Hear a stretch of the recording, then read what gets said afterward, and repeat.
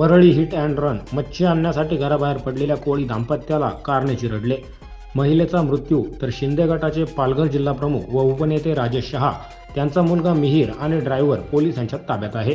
Bureau report, N Marathi news.